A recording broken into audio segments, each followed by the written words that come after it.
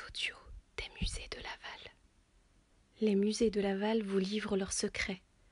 Tendez l'oreille et découvrez les artistes et les œuvres depuis chez vous.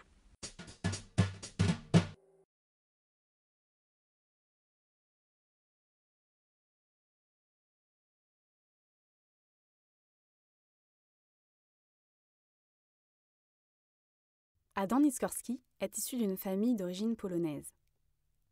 Il passe son enfance et son adolescence en France, puis, en 1951, part pour Varsovie grâce à une bourse d'études. Il y reste jusqu'en 1956. L'art n'étant pas encore entré dans sa vie, c'est par le sport qu'il s'exprime. Il contribue notamment à introduire le judo en Pologne. Après un bref retour en France, il s'installe en Tunisie, où il exerce pendant 10 ans en tant que professeur d'éducation physique à l'école d'éducation physique de Tunis. Adam Niskorski commence à dessiner à l'âge de 30 ans. Véritable autodidacte, il ne reçoit aucune formation artistique. Les débuts sont difficiles.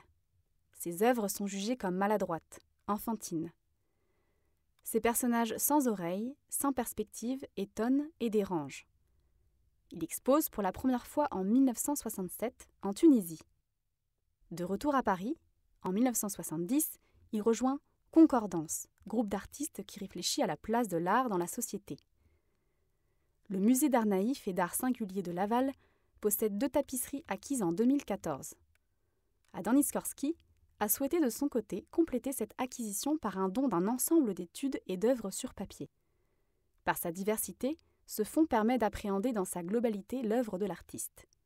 Adam Niskorski ne travaille qu'un seul thème, la figure humaine.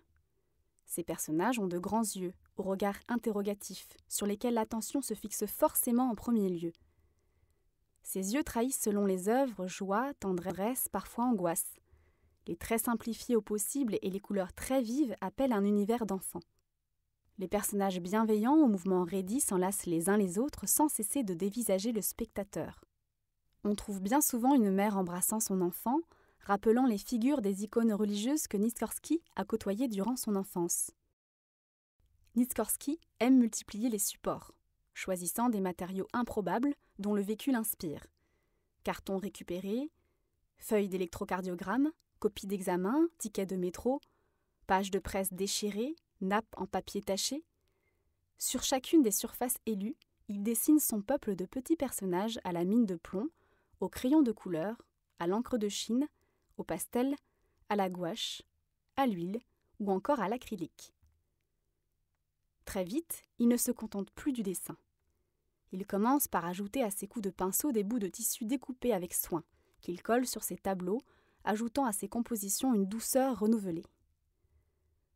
Il lui arrive de juxtaposer des morceaux d'aluminium ou de la laine tissée. Enfin, dès 1985, l'artiste décide de passer à une dimension totalement textile de son œuvre. Il entame donc une collaboration avec Zinam Barek, artiste tapissière à Gafsa, en Tunisie. Il lui propose ses dessins en petit format qu'elle étudie et adapte en grande tapisserie de laine, parvenant à transposer toute l'émotion des personnages de Niskorski.